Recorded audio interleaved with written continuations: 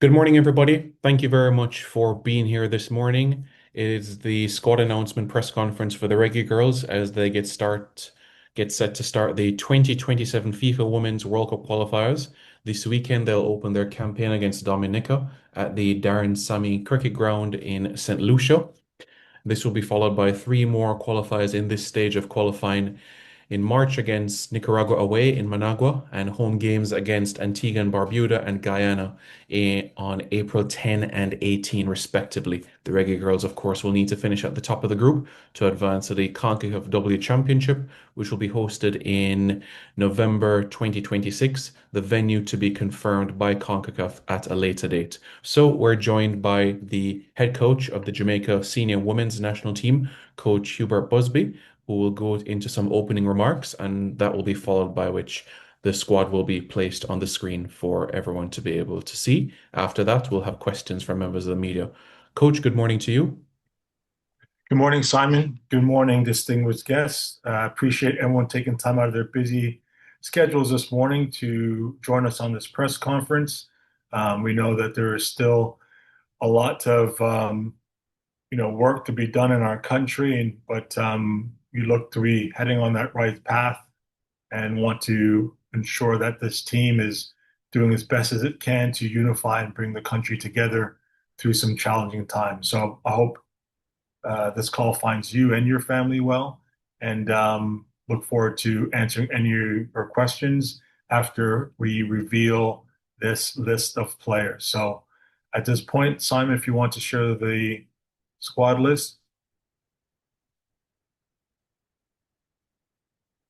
All right. So for this round of qualifiers, these will be the players. We do have two or three players who are currently in the college game that we'll wait to hear from today whether or not they're available based on them advancing in the tournament. But as of right now, this will be the squad for us. We've got Sydney Schneider and Rebecca Spencer in goal, Konya Plummer, Naya Cardoza, Tiana Harris, Chantel Swaby, Mia Mitchell, Jaylee McPherson, Tiffany Cameron, Atlanta Primus, Sade Adamalukan, Israeli Groves or Izzy Groves, Drew Spence, Denisha Denden Blackwood, Natasha Thomas, Jody Brown, Rashaya Walker, Shania Hales, Kiki Van Zanten, Chanel Buckley, and Khadija Bunny Shaw. All right, so that will be the squad. And as I alluded to earlier, there might be one or two updates as the week progresses, joining us depending on their NCAA schedules. Okay, so if you happen to answer any questions you may have at this time. Thanks very much, Coach. A reminder to members of the media to please use the raise hand feature. Once you do so, you'll be indicated and called upon, and then you can be able to unmute and pose your question to Coach Busby. So we look forward to your questions this morning. Thank you.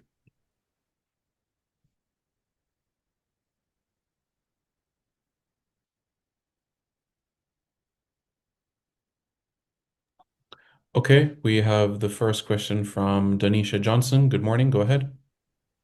Hi, good morning. Um, Morning. thank you, thank you for making the time to speak with us today, Coach. I'm Donisha Johnson with One Umbrella Sports, and I just have a few brief questions here for you today.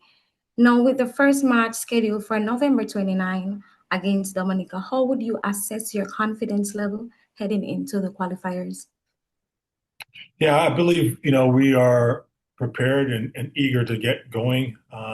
We had a really good camp about a month ago now in Trinidad through some, very testing times with all that was going on. But the players' focus and the staff and the support around the team was very well.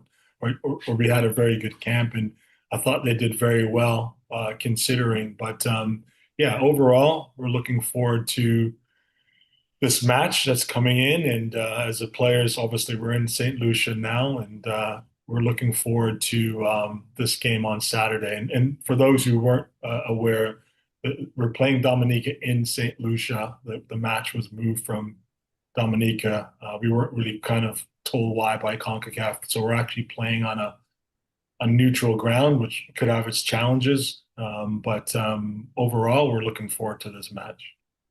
Okay, awesome. Now, what were the primary factors you considered in finalizing the squad? Just based on form, I think one of the things that obviously each and every week, even coming out of the last camp, was just seeing how players were doing within their environments, and the minutes that they were playing and being in form was a really big part. And it's always a big part. Obviously, we've lost a few players, some notables in Allison Swaby, Kayla McKenna. Vian had a bereavement. Simpson had a bereavement. That's why they're not in this group. But we look at, through the course of the last year, we've done a really good job, I feel, of integrating a lot of young players in. Sometimes, like I said, the results hadn't really gone their way, but the players who we've integrated in from our own youth teams or previously, they've stepped up admirably. And we look at the game against Trinidad. We started, Mia Mitchell and Sade as the two pivots in the middle of the pitch, and I thought they did very, very well for young players. So they've got the experience now. They'll be guided by some of the senior heads in the group, and we're looking forward to the game on Saturday. Thank you, Donisha. Let's now go over to Wade. Wade, good morning. You can go ahead, unmute and go ahead.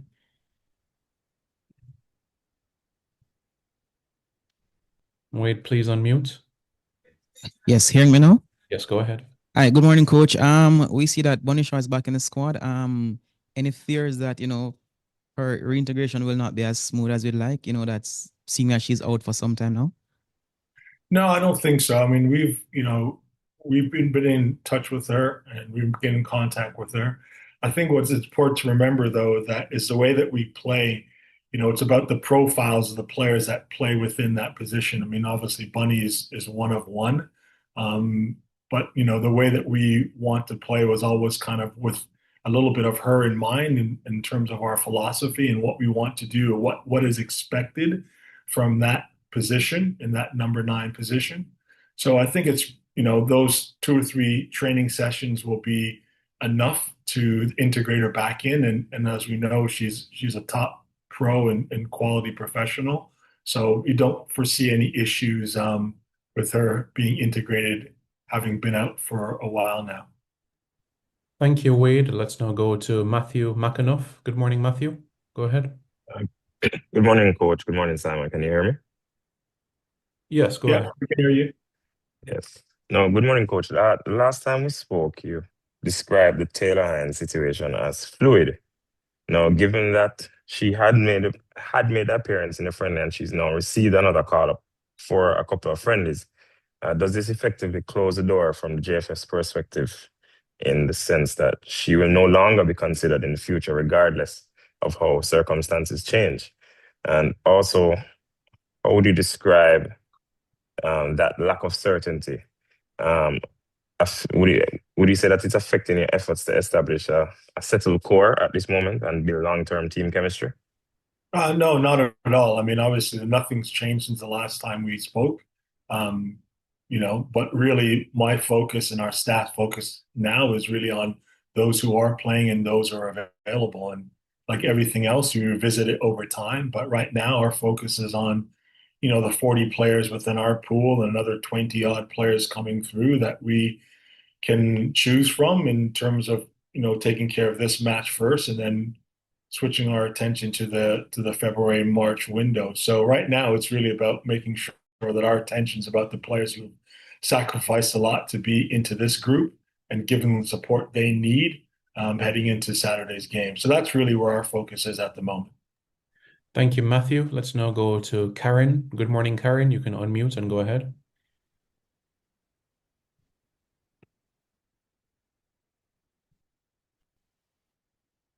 Thank you, Simon. Morning, Simon. Morning, colleagues. Morning, coach. Coach, I have 2 quick questions. One, have all your players assembled in camp in St. Lucia? That's the one. And perhaps what's the mood like there, as you alluded to earlier, the country going through a difficult time now. Are all the players okay in terms of their family that they may have back home? And 2, I am aware that your contract ends at the end of December, I think. How does that impact on your preparation for this game and particularly the one in March of next year?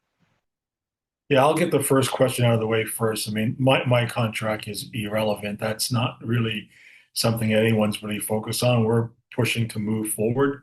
In the time being, we'll have a sit down, have a conversation in terms of how that looks moving forward. So really, that's not really something that we're worried about at this particular point in time, and we'll address that when it's necessary.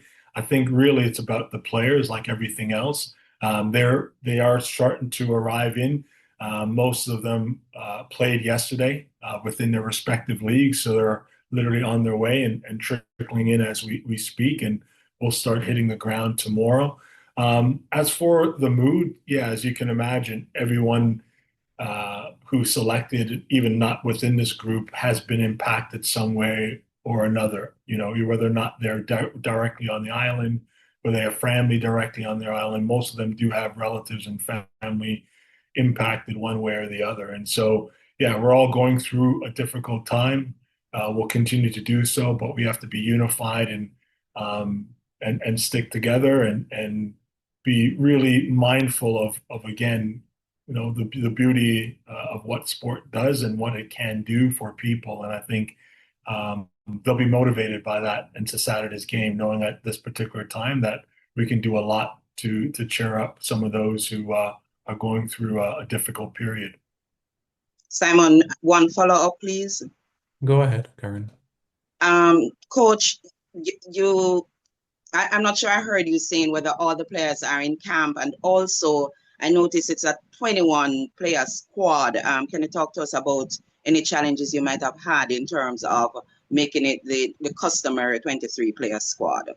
Yeah, well, we have some players, as I said before, we had some players on standby, so we'll wait to see what happens in some of their NCAA games. And again, the reason why that was important is, you know, we've had a slew of injuries. At this time of the year, you've seen that both in the men and women games. I mean, the schedules are packed. Most of these players or sometimes these players are playing 2, 3 matches per week. And like everything else, we've had to manage their load with their clubs or their schools.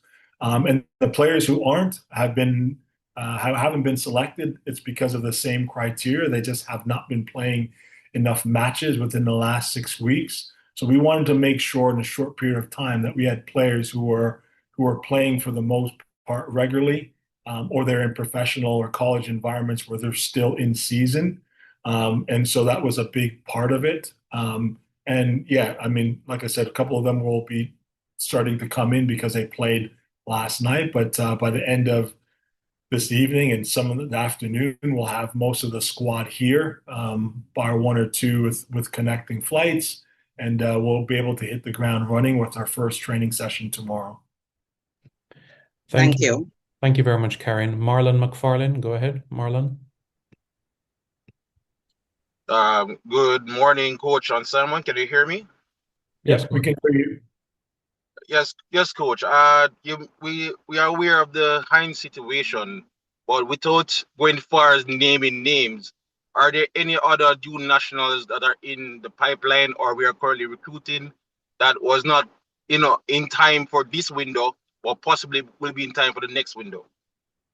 Well, coaches always like to keep their cards close to their chest, but at the end of the day, all I would say is, we're constantly evaluating the group and trying to add not just bodies but qualities in particular areas where we can. So to answer your question, yes, there's one or two that we're looking at that are in the process, but obviously at this particular point in time, we won't be naming names. But we're really confident about what we've had. Like I said, I think one of the things over the last year that has been, again, based on injury and just a little bit with, strategically for sure is how do we integrate some younger players into the group to bring that energy, but also provide that pathway from our youth teams into the senior team is really, really important.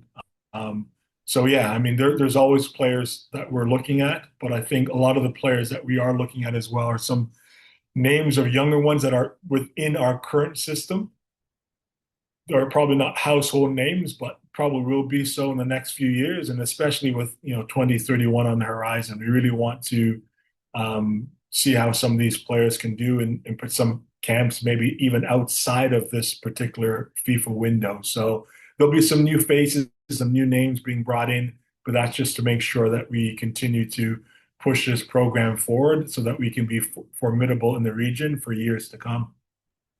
Thank you very much, Marlon. Let's hear from Ricardo. Good morning, Ricardo. Go ahead. Good morning to you, Simon, and good morning, everyone. Good morning to you, Coach. You mentioned earlier about managing workload of some of the players. Specifically, we know that Khadija Bonishaw has had her injury issues. What have the conversations been like from her club in terms of how much she is able to give, and talking specifically about minutes now? Is she at the stage where we can expect her to come in and play a full 90 minutes if required, although I suspect that many will feel it might not be required on Saturday? Yeah, I mean, look, the club wouldn't release her unless they felt that she could fulfill 90 minutes. What happens after that will be up to us and the conversations that we'll have internally. We continue to have a good dialogue and conversations with Man City, which was what we kind of alluded to along the way anyways, is to making sure that we can manage, her loads and making sure that, again, when she's healthy for Man City, then she's healthy for us. And so, not being able to manage that heading into a crucial game like this was something that we've had those discussions and we'll continue to do so.